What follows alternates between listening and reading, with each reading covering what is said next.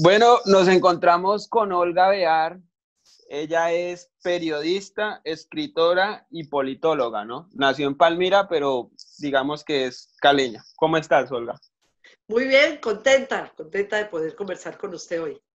Sí, bueno, mucha gente nunca está feliz de que yo la entreviste, cosa que te agradezco a vos si estás contenta porque me hace sentir muy bien a mí. Es que me gustan, ¿sabes qué? Me gustan los grandes retos. Cuando a mí me dijeron que me querías entrevistar, dije, ay, no, qué miedo, qué susto, pero hagámosle. No, Olga, pues si ya escribiste un libro contra el innombrable, ya qué más miedo vas a poder tener vos en la vida, hombre. Olga, quería preguntarte cómo fueron tus inicios cuando te describía, dice ahí que sos periodista, escritora y politóloga. ¿Cuál fue, o qué estudiaste primero y qué ejerciste primero también? Yo estudié comunicación social. Yo quería ser guionista de cine y el cine ha sido como mi pasión. Ni siquiera he logrado convertirlo en un hobby porque la vida y el trabajo no me lo han permitido. Terminando primer semestre, entré a trabajar a la radio, a Todelar. Entonces ahí se me torció el destino y me llevó más por el lado del periodismo que no me lo había imaginado yo. Me gustaba escribir mucho. Pero vos nunca tuviste nada que ver con el grupo de Cali, de pronto fuiste cercana a Luis Ospina, Carlos Mayolo, Andrés Caicedo. Mira que después con el tiempo, pues Andrés no, pero a Mayol, Ospina y demás sí los conocí, pero ellos son bastante mayores que yo. Entonces, en la época en que ellos andaban ya en el fragor del Caliwood, yo estaba en bachillerato, pues si no, estaba más conectada con la literatura, hacía cursos libres sobre el boom latinoamericano con Gustavo Álvarez Gardiazabal, que era un joven profesor en esa época, veía Imagínate. mucho cine, iba a la Alianza a aprender francés, bueno, esas cosas que hacía uno de pelada, ¿no? Vos llegas a Todelar en Bogotá, ¿cierto? Ahí ejerces como locutora y cuando te vas ya de lleno por el periodismo investigativo, que es tu campo y que es donde pues te has desempeñado, creo yo, muy bien. En Todelar había un programa de deportes los sábados y domingos y a mí me contrataron fue como reportera para deportes. Entonces yo durante unos meses estaba en el noticiero y al mismo tiempo estudiaba en la universidad y los sábados y domingos trabajaba en deportes, hacía reportería de deportes en Bogotá. Por eso la gente cree que yo soy mayor, porque yo a los 18 años hacía estas tres cosas. Estudiaba mi carrera, trabajaba en un noticiero y trabajaba en deportes también. Entonces, la mayoría de profesionales empezaban a los 22, 23 años. A esa edad yo ya me había ganado premios de periodismo y ya estaba haciendo televisión. Eran otros tiempos también, ¿no? Sí, otros tiempos. Vos escribiste 5 libros, 2 los escribiste en los años 80 y después veo que hay un bache de casi 23 años para sacar el tercer libro que, pues, que fue el que te dio cierto reconocimiento al hablar explícitamente de Álvaro Uribe Vélez. Contanos un poco por qué esperaste tanto tiempo para volver a escribir y qué te hizo a vos escribir sobre Álvaro Uribe Vélez y lanzarte semejante libro, pues que confiesa muchas cosas, ¿no? Bueno, a ver, ¿qué pasó en mi vida así rápidamente? Primero, te aclaro, mucho más que 5 libros. Yo tengo 10 libros de esos grandes comerciales como el Clan de los 12 Apóstoles, ¿no? Mi saga empieza con las Guerras de la Paz, en finales del año 85, año 86. Y tengo por lo menos 10 libros más que son académicos, que son libros que publican las editoriales universitarias. Ya creo, no estoy segura, pero creo que ya puedo decir que soy escritora. Sí, claro. Obviamente sí, claro que sí. No, los primeros 3 o 4 yo decía, yo escribo libros, pero yo soy periodista. Ahora yo creo que ahora sí ya soy escritora, ¿no? Hay otros que escriben un pasquín y ya creen o trabajan en una telenovela y ya creen que son actores de Hollywood. Bueno, formas de ver la vida y formas de ver el mundo y hago este preámbulo para explicar tu reflexión. En el año 85, finales de 85 y 86, Las Guerras de la Paz, un libro muy, muy exitoso. Tuvo 13 ediciones de Planeta, cuando Planeta hacía ediciones grandes, no ahora que le dicen a uno, bueno, yo le publico 1000 ejemplares y uno cree pues que se ganó el mundo. Esas eran ediciones grandotas. Tuve además una edición internacional de ese libro.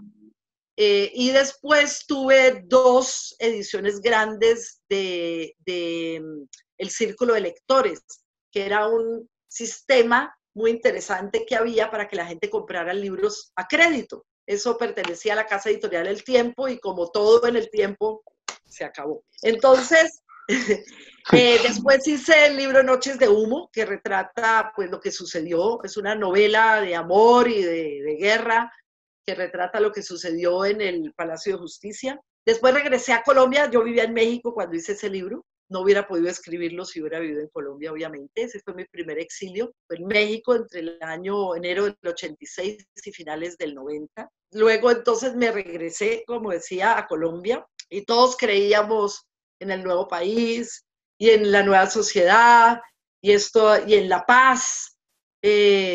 Muy, muy románticos y muy soñadores y por eso volví. Te hago una Y, interrupción, sí, Olga, sí.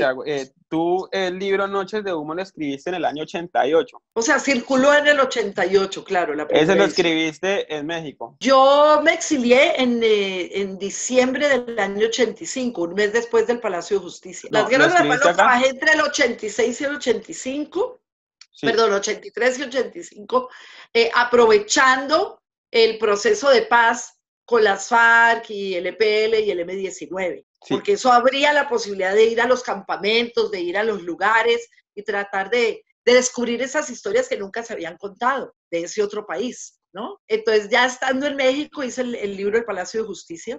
Cuando regresé, escribí un libro con Ricardo Villa Salcedo que se llamó Penumbra en el Capitolio, que, o sea, nos dimos cuenta que todo avanzaba en la Asamblea Nacional Constituyente, pero el Congreso lo iban a dejar igualito. Y entonces dijimos, no, tenemos que hacer un libro donde les digamos a los constituyentes qué es esa porquería de Congreso que tenemos. Y escribimos ese libro, revocaron el Congreso. Ese es como el gran logro que tuvimos con ese libro. Y fue realmente un libro muy importante en su momento.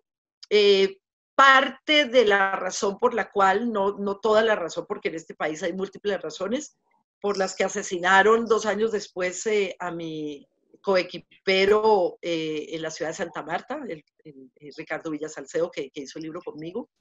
Y luego de eso, lo que tú planteabas, que es muy cierto, y es que hay una pausa enorme. ¿En qué consiste esa pausa? La pausa tiene 2 nombres, que son Carolina y José, que son mis hijos. Cuando decidí tener mis hijos, dije, hago una pausa en parte de mis actividades. Hasta que regresé de mi segundo exilio en Costa Rica. Yo viví en Costa Rica 9 años.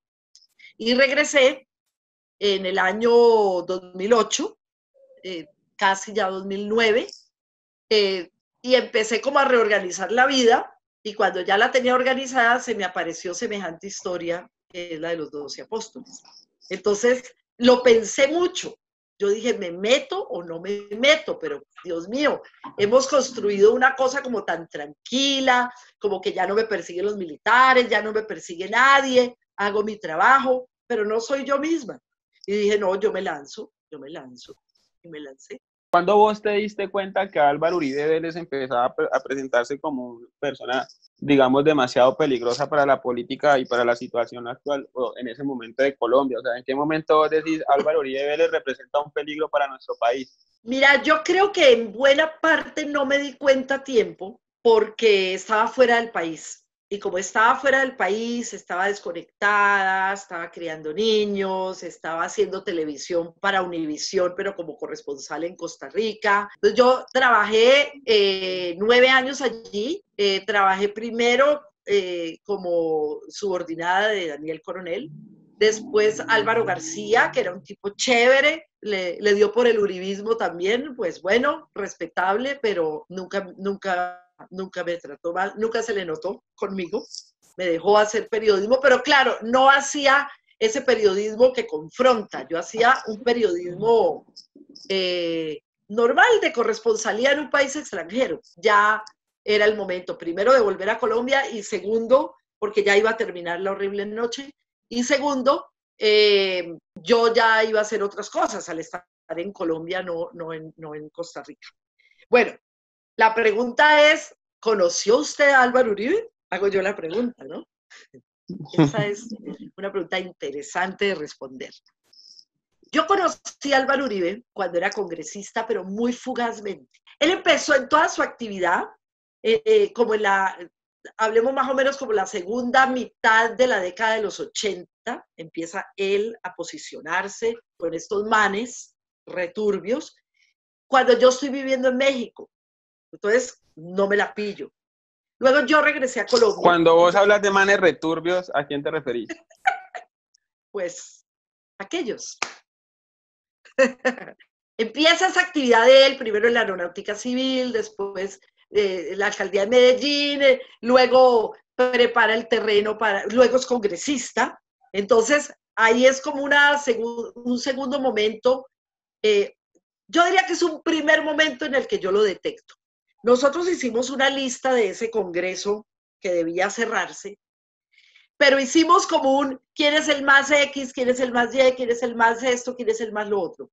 Y me da mucha curiosidad releer el libro Penumbra en el Capitolio, porque hay un apartado en donde dice quiénes son los más puntuales, los más cumplidos, los más juiciosos. Álvaro Uribe. Juicioso, sí, todos lo sabemos. Juicioso para todo, ¿no? Hacer las cosas con juicio. Entonces, eso es como un primer fogonazo de empezar a detectar quiénes son los más incumplidos, los más ausentistas, los que más proyectos presentaron, los que más pelearon con no sé qué, los más juiciosos, ahí está el man. Pero yo realmente no lo tenía visibilizado, ¿sí? Cuando en los años 90 no hubo periodismo en Colombia.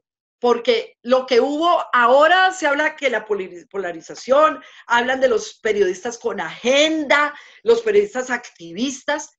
¿Qué fueron los periodistas del proceso 8000? Activistas, activistas, eso eran. Querían tumbar al presidente desde los medios. Eso es el ABC. En esos años, como no hubo buen periodismo, hubo muy poco buen periodismo, claro, había periodismo de investigación, también había reporteros de guerra berracos, pero había mucho miedo, porque este país estaba tomado por el paramilitarismo y en buena parte también estaba tomado por la guerrilla, sobre todo en la segunda mitad de la década de los 90, pues del 96, 97 para allá.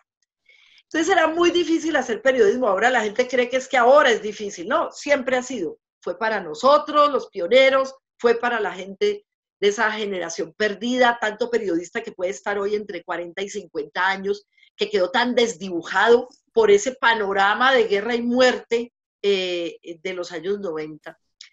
Y allí yo no logré detectar a Uribe, no lo pillé. Yo a Uribe no lo pillé en esa época. Cuando ya me fui para Costa Rica, que en el 2002 él gana la presidencia y empieza esto de la seguridad democrática y empieza hacia el exterior, te lo digo como periodista o como persona que vivía en el exterior, como que uno decía, de esto tan bueno no dan tanto, cuando es tan bonito no es real. Entonces yo empecé como a tratar de indagar qué era lo que pasaba y empecé a ver cómo había unas cosas ahí entrelazadas con la criminalidad que no las tenía probadas, amarradas, o sea, no era fácil, entre otras porque había unos fiscales de bolsillo que todo lo que llegaba, todo lo precluían o lo archivaban. Entonces, no, lo denunciaron, pero no, buenísimo el tipo.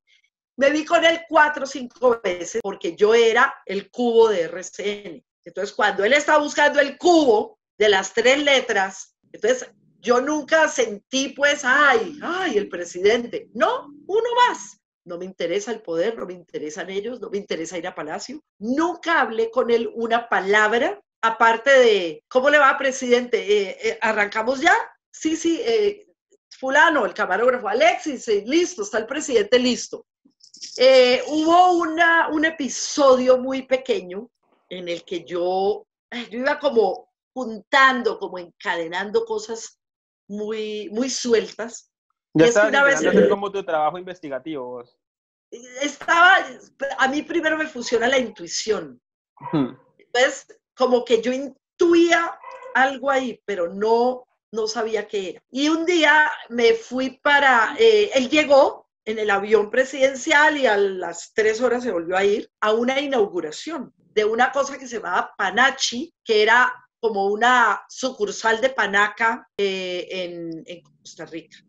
Y sentí que había gente muy rara y yo dije, uy, esto está lleno como de traquetos, o sea, había una, no sé, como un ambiente y la forma de ellos actuar y de vestirse y todo. Me sentí muy incómoda en ese espacio, la verdad. Pero yo era medio invisible, era un cubo, ¿sí? Entonces, me sentí rete incómoda. Y otro día que me sentí más incómoda todavía, fue un día que me llamaron a un almuerzo en la Embajada de Colombia. ¿Qué pasaba en la Embajada de Colombia? Cuando yo llegué allí, no sé si al mismo tiempo, un poquito después tal vez, llegó un embajador que es de los pocos diplomáticos colombianos que ha llegado a nivel de embajada, no por favores políticos, sino por méritos propios. Que él se llama Julio Riaño. Julio Riaño es un tipo que era mensajero en la Cancillería. Él entró de mensajero y fue escalando, todavía está en ejercicio, no recuerdo en qué país está en este momento, pero es uno de los pocos embajadores de carrera, un tipo muy bien formado. Bueno, él estuvo ahí varios años, como 5 o 6 años, y cuando lo cambiaron llegó un señor de apellido, si no me equivoco, Fernández, no estoy muy segura, cuyo gran mérito era ser un antioqueño, vecino de la finca de Uribe en Córdoba, y que tenía un gran negocio de ganado, de procesamiento, de crianza y procesamiento de ganado. Y a mí siempre me invitaban por Julio, más por una amistad personal que porque yo fuera periodista, a un almuerzo que hacían a fin de año. Y era una cosa muy, muy bien puesta, muy organizada, muy bonita, pero muy sencilla, muy a lo ellos. Y estoy segura de que Riaño incluso seguramente pagaba ese almuerzo de su dinero. Bueno, como yo estaba en la lista de la embajada, en esos listados, pues este señor heredó este nombre. Uy, cuando yo llegué a ese almuerzo, no, ustedes no saben lo que fue eso. ¿Qué fue? Cuéntenos. No, pues eso estaba lleno de esa gente rara. Cuando vos Lleno de decís, esa gente Gloria, rara. gente rara, ¿reconoces algún rostro? ¿Tenés algún nombre? No, no. Ay, ahora que me hablas de eso, hay otro antecedente, pero ahorita te lo digo. Pero no, esa gente que la ves con ese mundo de escoltas, con esa pinta rara, y estábamos mi esposo y yo sirviéndonos porque pusieron como un asador gigante, y resulta que el encargado del asado había llegado de Colombia en un avión privado con todo lo que se sirvió ahí, la carne, todo eso empacado al vacío, lo habían traído desde Colombia. O sea, era una ostentosidad, una cosa tremenda. Nunca supe qué fue de la vida de este señor, pero claro, yo desde ese día no volví ni a asomar por la embajada. Me dio mucho susto. Y hay otro antecedente que a mí me pintó ese panorama muy tenaz. Y es que, ¿se acuerdan cuando fue Mancuso y esta gente al Congreso? Sí, claro. Bueno, por esos días, el presidente de Costa Rica era Oscar Arias. Oscar Arias había sido o es Premio Nobel de la Paz. Entonces, Uribe le pintó a Oscar Arias la idea de que él estaba haciendo un proceso de paz con un grupo armado gigante que eran las AUC. Y logró convencerlo de que recibiera a esta gente en la casa presidencial. Yo estuve sentada en esa misma mesa donde éramos 20 o 30 periodistas, estos jefes paramilitares y el presidente Oscar Arias, y fue una reproducción similar a lo que pasó en el Congreso. O sea, llegar, echar un discurso, nosotros, la gente de La Paz, no sé qué, bla, bla, bla. Y cuando eso terminó, fue muy curioso, por decirlo menos. Yo quería ver si lográbamos entrevistarlos o hacer video o algo con esta gente ahí afuera. Tenía un par de preguntas picantosas de pronto. Y no, ellos no querían entrevistas, pero uno de ellos me dio una tarjeta y me dijo, si usted llega a necesitar algo, si usted quiere hablar con nosotros, si quiere ir a conocer nuestro proyecto, claro, pues Cubo de RCN, ¿qué otra cosa me podían decir? Y me extendieron unas tarjetas, y las tarjetas decían, dirección San José de Ralito. O sea, donde estaban metidos estos tipos en Ralito, desmovilizados antes de firmar los acuerdos. O sea, eran reuniones nacionales e internacionales para legitimar el proceso con la SAUC. Ya ahí, te digo con toda sinceridad, yo ya ahí tenía la película muy completa. Y tomamos en familia la decisión de quedarnos en Costa Rica por lo menos 3 o 4 años más, hasta que esa cosa terminara, ¿sí? Claro. Y pues nos vinimos casi al final del gobierno del señor. Y como te digo, se me apareció ese tema así como de repente, el de los apóstoles. Y yo dije, yo ya no puedo más, o sea, ya no puedo seguir encontrando pistas aquí, aquí, aquí. Yo tengo que tejer eso. En los medios, por ejemplo, eran las estadísticas de los muertos diarios. Se llegó a 3.000 con la UP y la gente todavía no entendía lo que estaba pasando en los comienzos de los años 90. Luego vino todo este tema del narcotráfico que como que enmascaró todo. La lucha primero contra el cartel de Medellín y después contra el cartel de Cali. Cuando vos empezás a escribir el clan de los 12 apóstoles, ¿qué cosas empezás a notar? ¿Qué empezás a descubrir y cómo se va dando absolutamente todo? Y cómo esto termina también entrelazándose con el hermano de Álvaro Uribe Vélez. Bueno, eso fue una cosa, como todo en la vida, anecdótica. Ya estando yo aquí en Cali, pues en los fines de semana o en las épocas de diciembre, se acostumbra mucho a ir a fincas. Entonces, yo fui a una de esas reuniones invitada por unos conocidos y uno de ellos me dijo, este señor que está ahí sentado, él es muy amigo del alcalde de Buga, él trabajó mucho tiempo aquí en Buga y él fue policía. Policía. Bueno, en esa época uno como que les tenía un poquito de miedo, ahora los vendedores ambulantes también, pero digamos que en esa época había un miedo más. Entonces yo dije, policía, ¿pero qué? No sé, prestó el servicio en la policía. Okay. No, él es un mayor de la policía. ¿De quién hablamos? Mi esposo, de Juan Carlos Meneses, sí, que es mi personaje principal en el libro. Entonces, hay que comentar algo y es que él es del departamento de Santander, mi esposo también lo era, entonces, bueno, empezamos a hablar ahí y hubo un momento que yo le dije, ¿y cuándo se retiró usted de la policía? Me dijo, no, yo me retiré en el año tal, no me acuerdo exactamente qué año fue, hasta ahí. Bueno, adiós, que esté bien, mucho gusto, adiós. Eso fue en diciembre. Y un día de abril, recuerdo que era en abril porque era por los días de Semana Santa, estábamos poniendo el noticiero para ver Noticias 1, o sea, creo que era fin de semana también.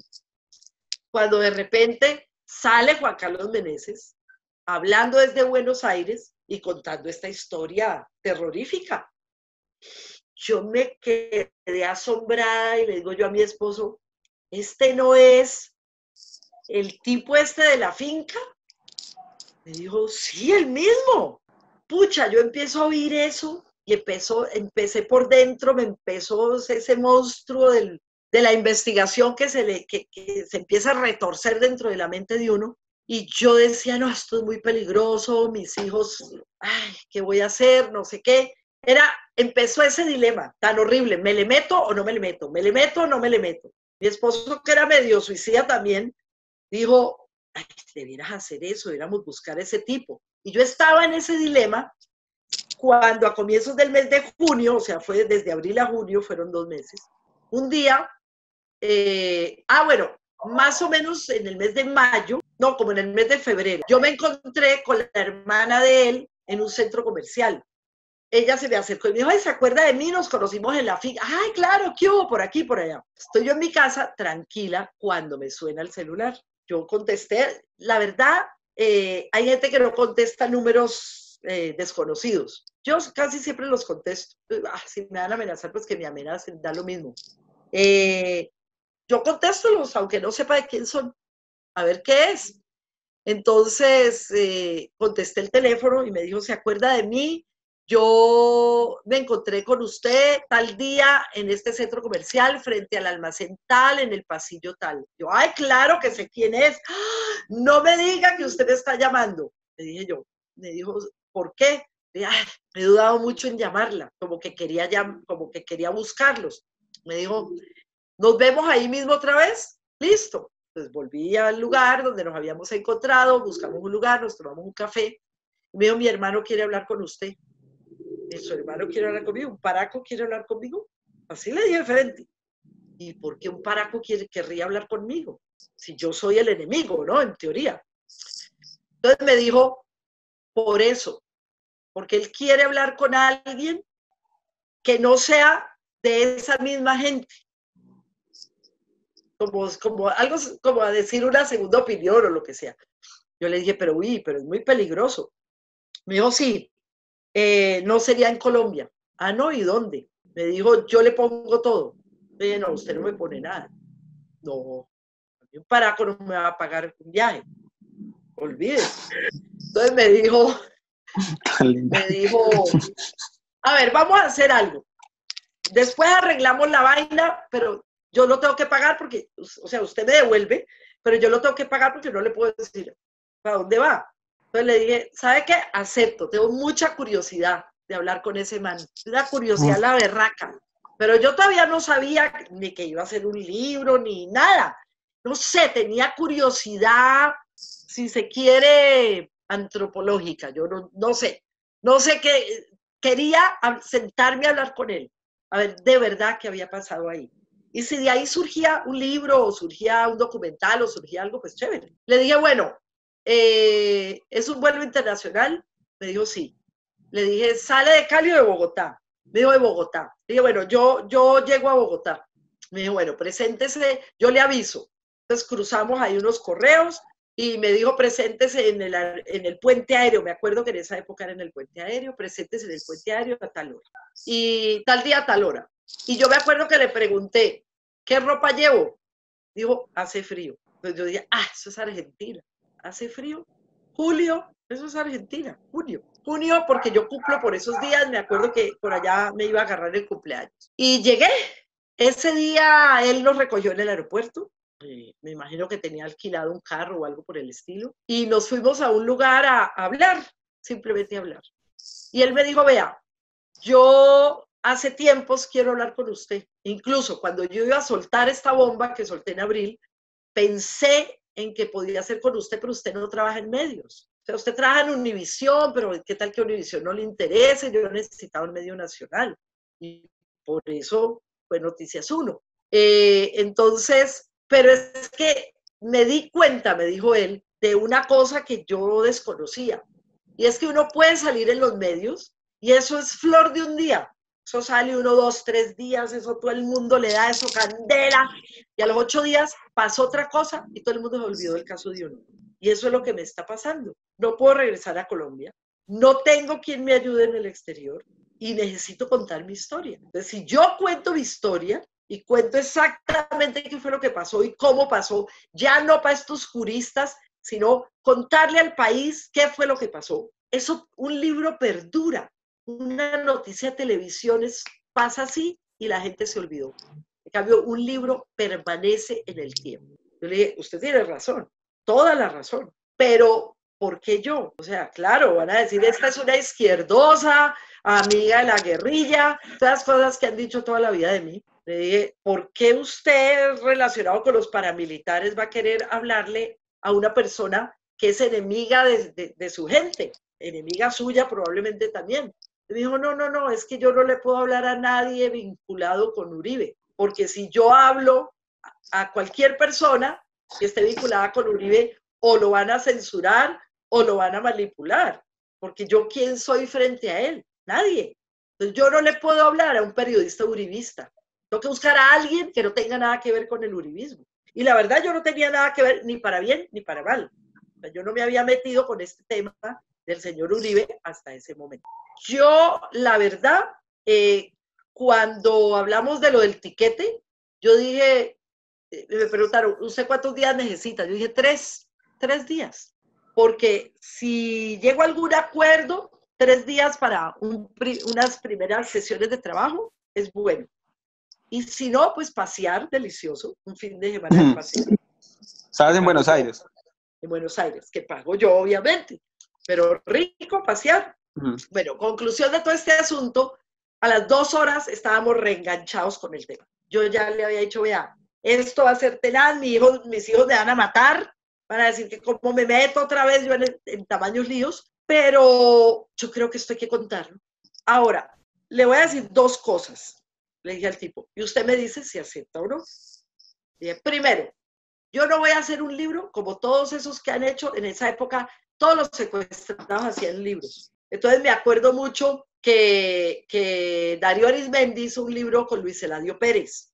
Y así, varios periodistas hacían libros con estos señores, los políticos que eran liberados en el intercambio humanitario con las FARC. Entonces yo le dije, yo ese tipo de libros no los hago. O sea, yo prender una grabadora, después transcribir pregunta-respuesta y publicar, no lo hago. No es lo tuyo. Para eso necesita a otra persona. Yo hago una investigación.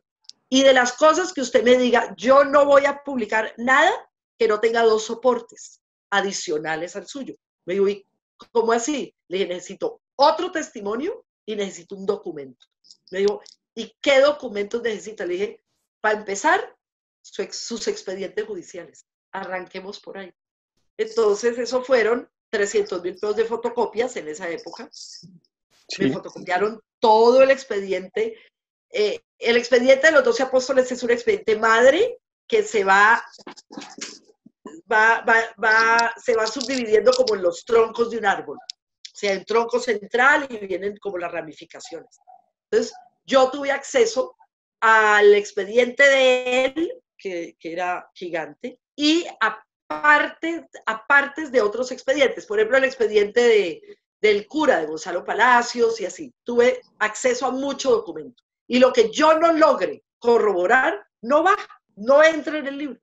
Porque si yo no lo logro corroborar, no tengo una base para defender eso que he dicho. Y en Colombia existe una figura, y se lo hice saber a él, que se llama la calumnia indirecta. Si yo solo pongo lo que usted dijo, me pueden demandar por calumnia indirecta, que de hecho lo hicieron. Pero todo eso que él me dijo tiene otros soportes.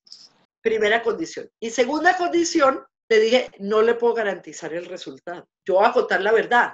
Si usted sale bien librado o no después de ese ejercicio, no es asunto mío. Se quedó así pensando y dijo, corro ese riesgo. Le dije, listo. ¿Usted ya no tiene ningún tipo de relación con él? ¿De comunicación ni nada? Nada. No, nada. Sé que está en libertad porque la JEP lo admitió, pero la verdad no sé más. No supe nada de él, nunca más. Que es un buen seguro de vida para él. Entonces, en el último capítulo, yo le dije, recuerdo que hice una pausa y le dije, lo que voy a leer es lo único de todo el libro que no estoy dispuesta a cambiar. Y es duro, re duro. Entonces me dijo, bueno, lean. Y le leí un párrafo en donde yo decía que seguramente a estas horas o en este momento ya sus 4 hijos han leído este libro y han descubierto quién es su papá. Y seguramente lo van a odiar y lo van a recriminar. O sea, bien escrito, ¿no? O sea, quedó muy bien jalado ese párrafo. Pero esta es su verdad y es momento de que sus hijos adolescentes la conozcan.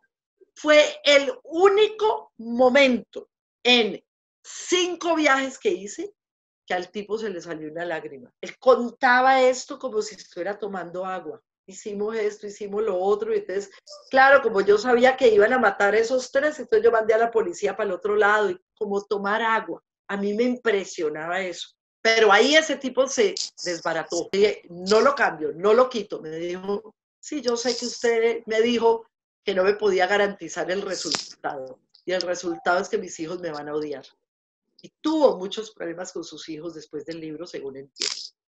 Porque, tú pues, siempre, desde que empezaste a hablar con él, sabías de la complicidad del hermano de Álvaro Uribe Vélez con el clan de los 12 apóstoles, ¿cierto?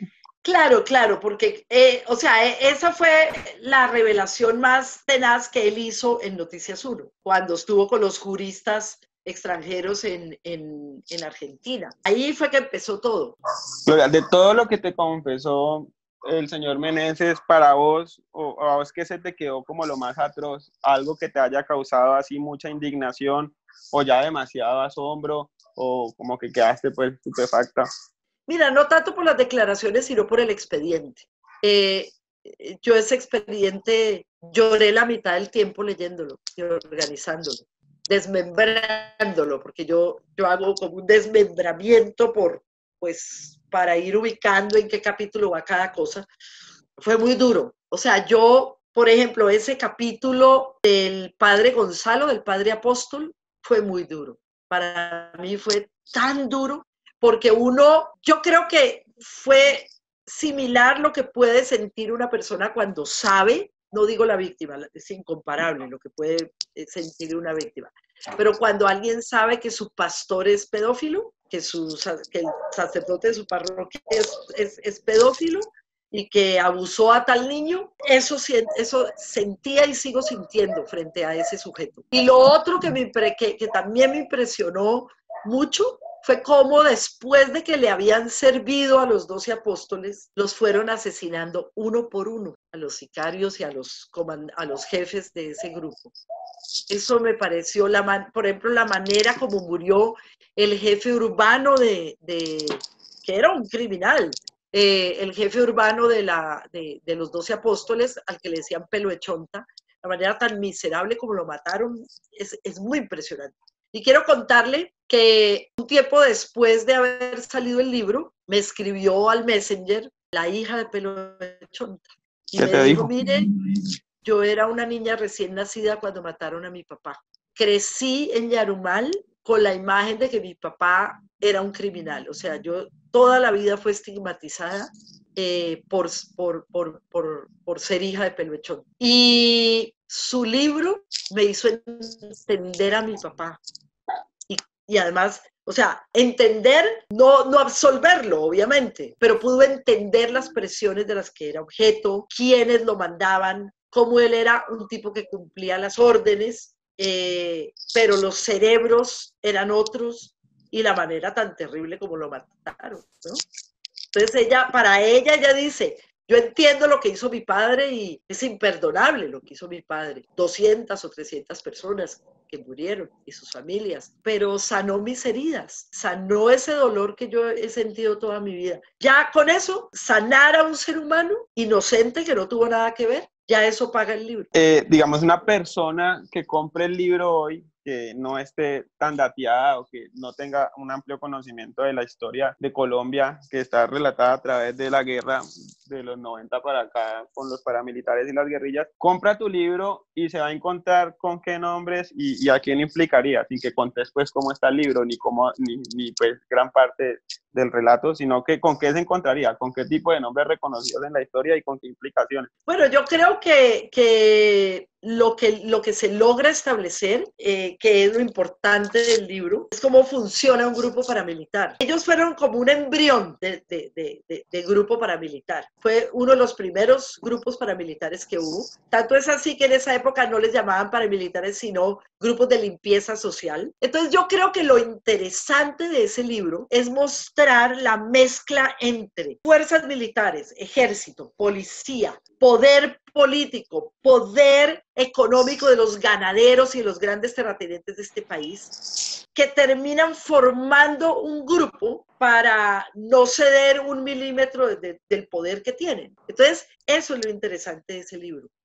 Y hasta dónde puede llegar el poder político que termina metido en esta cosa tan terrible, en donde no solo está la criminalidad, sino la forma como manejan al ejército y a la policía. Para terminar ya el tema del libro del Clan de los 12 Apóstoles y pasar inmediatamente al de Mataife, quisiera hacerte dos preguntas y ya pues dejarlo ir. La primera es, ¿qué ¿qué concepción tiene usted sobre Álvaro Uribe Vélez? Y la segunda es si usted cree que él debería estar ya condenado en la cárcel. En la época del gobierno de Uribe, de los gobiernos de Uribe, decían que en el gobierno no se movía una hoja sin que él lo supiera y él lo definiera y él lo aprobara.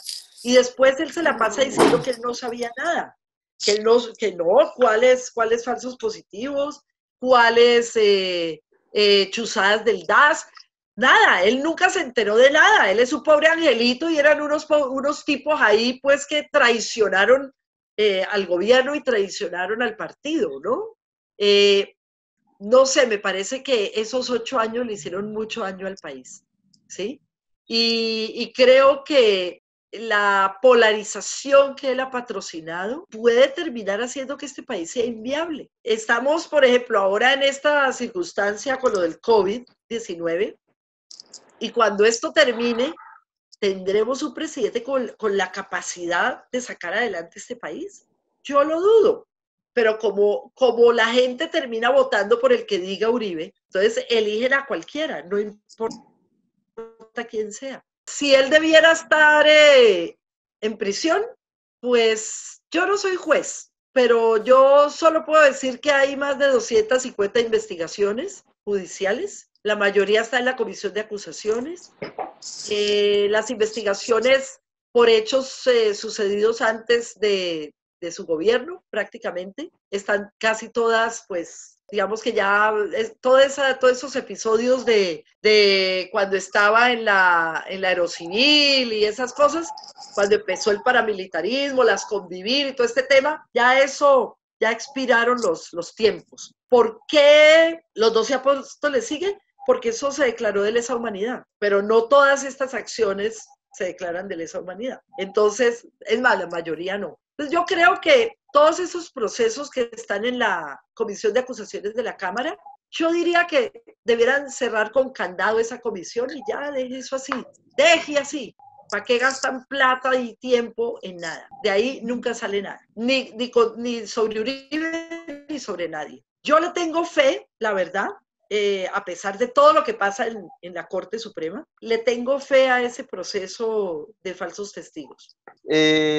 Hace poco se estrenó Matarife, la serie de gran impacto.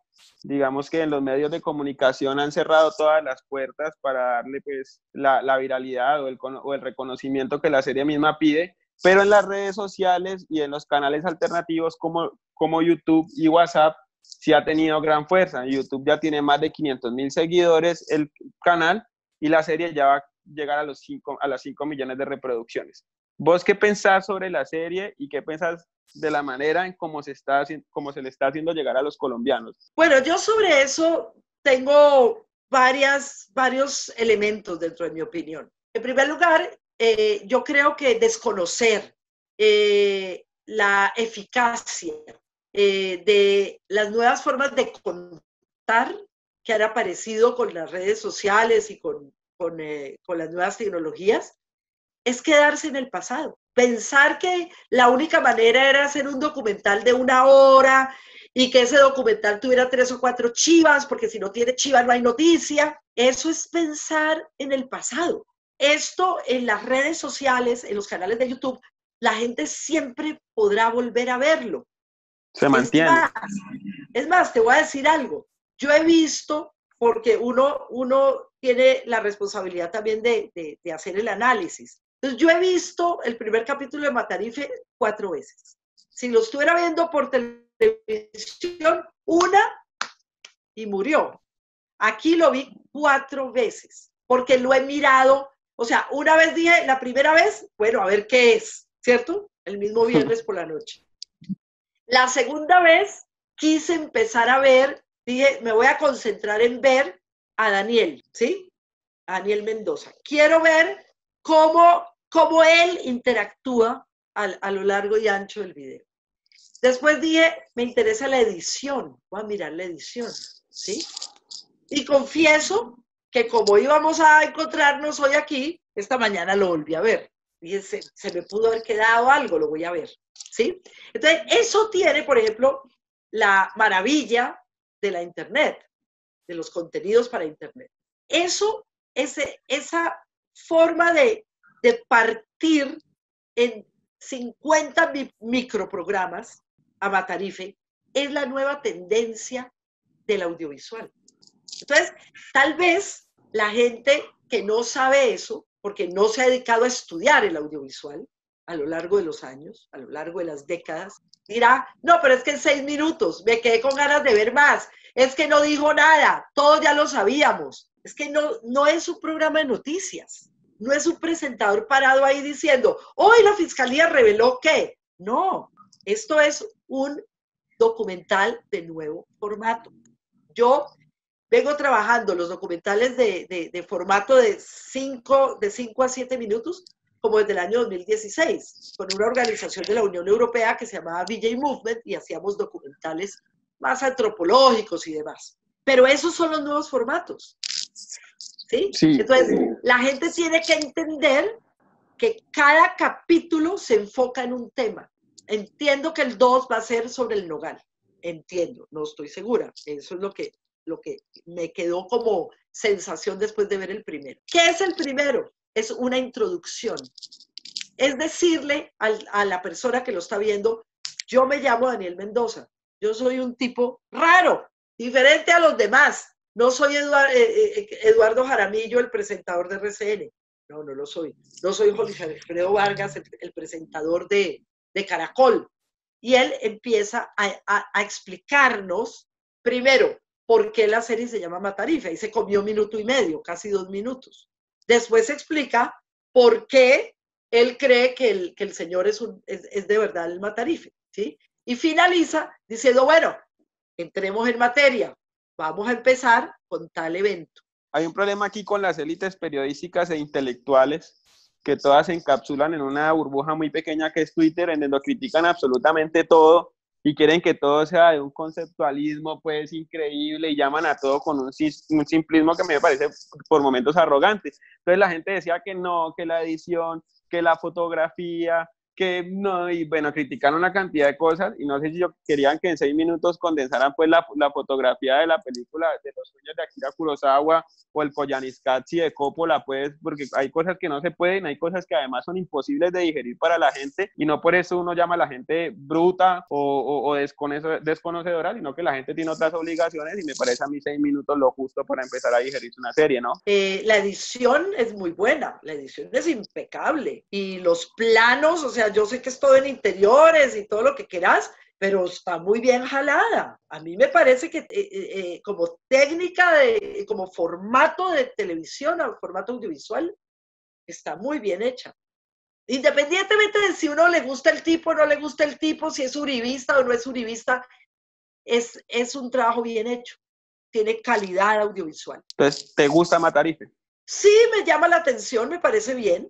No soy barra brava porque yo soy una espectadora que toma un poco de distancia frente a las cosas.